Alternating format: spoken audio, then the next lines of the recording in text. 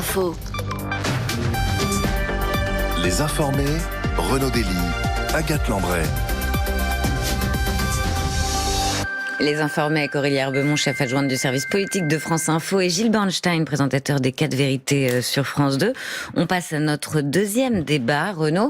Alors que le fait qu'un enseignant d'une université à Lyon ait publié une liste des génocidaires avait suscité un tollé, Jean-Luc Mélenchon vole à son secours aujourd'hui. Le chef des Insoumis qui a effectivement manifesté hier son soutien à Julien Terry, c'est le nom de cet enseignant à l'université Lyon 2.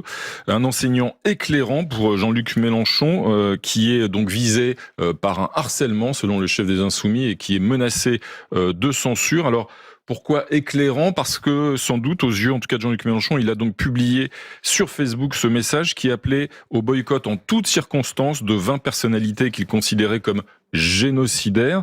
Ces 20 personnalités avaient signé une pétition le 20 septembre dernier qui appelait Emmanuel Macron à conditionner la reconnaissance de l'État de Palestine à la libération des otages et au démantèlement du Hamas. Y a-t-il un autre point commun entre ces 20 personnalités qui ont été donc pointées par ce message de cet universitaire ? Voici ce qu'en disait hier sur l'antenne de France Info Yanis Roder, lui-même enseignant. Quel est le lien entre ces personnes ? La majorité d'entre elles sont juives de confession juive. Donc, faut arrêter de se tourner la tête dans tous les sens. Oui, ce monsieur a fait une liste principalement de juifs, comme Henri Coston, par exemple, à l'extrême droite, faisait des listes de juifs. Alors en l'occurrence, il y a parmi les 3/4 de ces 20 personnes sont effectivement de confession juive. Il y a des représentants, il y a le président du CRIF, le grand rabbin de France, le président du consistoire central, mais aussi d'ailleurs des artistes, des comédiens comme Yvon Attal, Charlotte Gainsbourg, Arthur, le dessinateur Johannes Farr et quelques autres. Et puis rappelons donc que cet enseignant les qualifie donc de génocidaires. Rappelons juste le terme génocidaire. Qu'est-ce que c'est qu'un génocidaire ? C'est quelqu'un qui évidemment massacre tout ou partie d'un peuple, donc qui tue ou qui encourage au massacre en faisant de la propagande pour justement que ces massacres se produisent.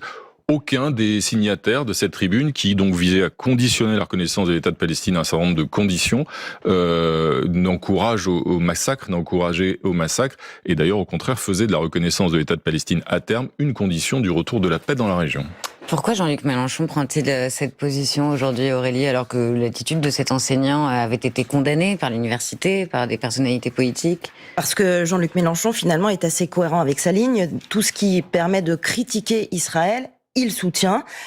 Donc là, cet enseignant accuse ces 20 personnalités d'être des génocidaires, donc d'être du côté d'Israël, avec des raccourcis qui peuvent être pour le moins douteux. Oui, mais là, il critique pas Israël, il critique des personnalités françaises. Il critique des personnalités françaises. Renaud a bien fait de rappeler les conditions que mettaient ces 20 personnalités françaises, pour certaines de confession juive, pour reconnaître un État de Palestine. C'était donc la libération des otages qui étaient détenus dans les tunnels du Hamas, et le démantèlement du Hamas, organisation terroriste qui avait commis les massacres du 7 octobre, ce qui ne semble pas, sur le papier, des conditions totalement délirantes à exiger avant de reconnaître un État palestinien. Mais voilà, c'est dans la droite ligne de tout ce que défend Jean-Luc Mélenchon depuis les massacres du 7 octobre. Il estime que la réponse d'Israël mène à un génocide à Gaza, et donc tout ce qui va dans le sens de sa lecture du conflit israélo-palestinien, il soutient. Qu'est-ce qu'il veut faire, Jean-Luc Mélenchon, Gilles Bernstein ? Il veut réveiller ses soutiens parce que ce créneau de Gaza lui a porté chance pendant les européennes ? Jean-Luc Mélenchon veut, depuis le début du conflit, être celui qui défend la cause palestinienne plus que les autres. Être celui qui est vraiment le défenseur de la cause palestinienne. Et quand les autres bougent, eh bien lui aussi doit bouger. Le président de la République a bougé. Le président de la République a reconnu l'État de Palestine. Donc d'une certaine manière, il n'avait plus, Jean-Luc Mélenchon, le monopole de cette reconnaissance. Par ailleurs, il y a un cessez-le-feu à Gaza. Il n'y a plus des images ou des propos ou des témoignages de violence et de gens qui meurent à Gaza tous les jours à l'antenne. Donc c'est moins à la une de l'actualité. Donc il doit, Jean-Luc Mélenchon, pour des raisons politiques et strictement politiques, remettre Gaza à l'agenda politique et redire qu'il est lui le plus grand défenseur, et c'est ce qu'il fait. Parce que tout est sidérant dans cette histoire. La déclaration de ce professeur d'université est sidérante et le soutien de Jean-Luc Mélenchon est sidérant. Pour dire les choses clairement, est-ce qu'on a le droit de critiquer la politique de l'État d'Israël ? Évidemment, on a le droit de critiquer la politique de l'État d'Israël, c'est un droit absolu. Est-ce qu'on a le droit de critiquer ceux qui défendent l'État d'Israël ? Oui, évidemment, de la même manière qu'on a le droit de critiquer ceux qui défendent Vladimir Poutine, par exemple. Pour autant, est-ce qu'on peut, comme l'a fait ce monsieur, faire des listes de gens dont la particularité est d'être juifs, essentiellement, comme l'a dit Yadis Renner, en les accusant d'être des génocidaires ? Boycott absolu de génocidaires en toutes circonstances. On peut ne pas être d'accord avec Charlotte Gainsbourg et Arthur, pour autant, est-ce que ça en fait des génocidaires ? Non. Et alors là, Jean-Luc Mélenchon qui explique que traiter quelqu'un de génocidaire, c'est de la liberté d'opinion, et que protester contre ça, c'est s'en prendre à la liberté d'opinion, il n'a plus de limite dans la récupération politique qu'il veut faire du conflit à Gaza. Renaud Dély. Et le problème, c'est que cet enseignant, cet historien Julien Terry, c'est pas un dérapage, c'est pas un poste excessif de livrer. Il a pas livré des personnes comme ça à la vindicte sur un coup de colère.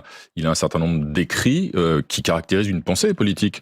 Quand on lit ce qu'écrit Julien Terry, qui est enseignant à l'université de Lyon 2, qui est très proche des Insoumis puisqu'il collabore aux médias. Le média, c'est cet organe qui a été créé précisément par les Insoumis. Donc Jean-Luc Mélenchon connaît très bien cet historien qu'il défend. Il écrit par exemple dans un article tout récent, je le cite, les 3 postulats fondamentaux du sionisme contemporain, à savoir l'existence d'une nation réunissant tous les juifs, sa vocation à édifier un État-nation et le droit de ce dernier, de cet État-nation, à un territoire en Palestine ne sont pas défendables en dehors de partis pris idéologiques assortis de falsifications historiques. Fin de citation. C'est Israël de la carte. En résumé, en tout cas, ça veut dire que le droit à l'existence d'Israël n'est pas, entre guillemets, défendable, ce sont ces termes, d'un point de vue historique ou idéologique, ça pose question. Et d'ailleurs, Julien Terry explique très longuement que l'antisémitisme de gauche n'existe pas, que c'est une fake news, qui est une manipulation néolibérale sioniste.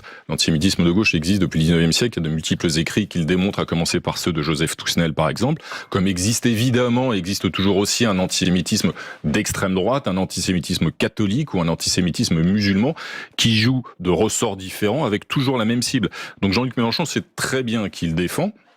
Et tout ça s'inscrit dans un contexte bien particulier où on a vu ces derniers mois un certain nombre d'incidents antisémites se multiplier dans certaines universités, avec une bonne partie du monde universitaire qui regarde ailleurs.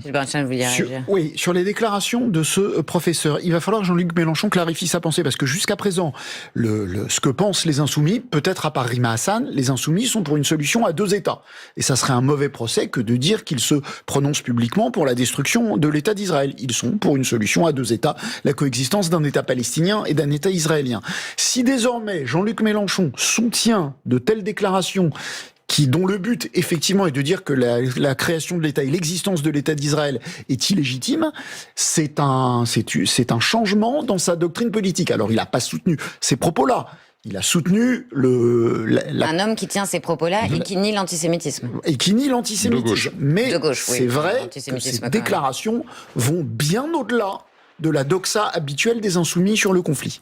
Aurélie Herbemont, est-ce qu'il y a un malaise profond dans les universités qui s'est pas réglé ? C'est pas la première fois qu'il y a un conflit sur fond de guerre à Gaza. Ah non, c'est pas du tout la première fois. Il y a donc cette nouvelle illustration, et puis dans la même université, c'est le cours d'un enseignant qui avait été interrompu parce qu'il était traité, je cite, de sioniste. Donc non, c'est pas du tout la première fois. D'ailleurs, le ministère de l'enseignement supérieur a voulu lancer une étude via le CEVIPOF et l'Institut de sondage IFOP pour essayer de mesurer l'antisémitisme dans les universités françaises, essayer de quantifier le phénomène, parce que ça fait plusieurs années qu'on en parle, et ça s'est évidemment beaucoup accentué depuis les massacres du 7 octobre.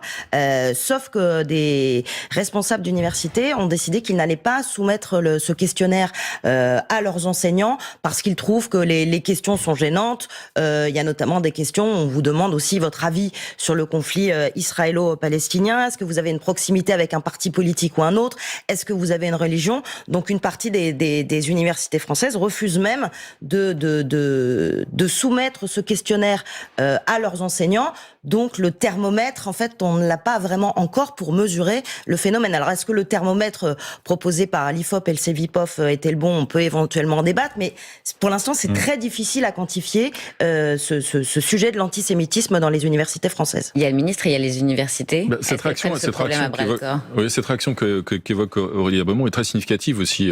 Elle renvoie toujours à un peu au même réflexe, c'est-à-dire quand le message n'est pas justifiable, n'est pas défendable, gêne, quand la réalité est sale, on essaye de remettre en cause le messager. Donc en l'occurrence, on peut discuter des méthodologies de cette enquête, qui est d'ailleurs, vous l'aviez dit, qui est quand même encadrée par le Cevipof. Et puis il faut rappeler que ce questionnaire est totalement libre, c'est-à-dire qu'on peut répondre ou pas, anonyme, libre, etc. Mais effectivement, la plupart des présidents universitaires ont choisi de ne pas le diffuser. On sait qu'il y a une foultitude d'incidents antisémites dans de nombreuses universités ces derniers mois. Et puis en revanche, il y a des cas contraires qu'il faut juste signaler, c'est-à-dire qu'il y a aussi des actions qui sont possibles. C'est le cas à Sciences Po Paris, par exemple, qui avait subi des incidents antisémites pendant plusieurs mois et qui depuis 18 mois a sévi de façon assez efficace. Merci Gilles Bernstein, les 4 vérités tous les matins sur France 2. Merci Aurélie Herbemont du service politique. Merci Renaud. Et vous retrouvez les informés ce soir à 20h.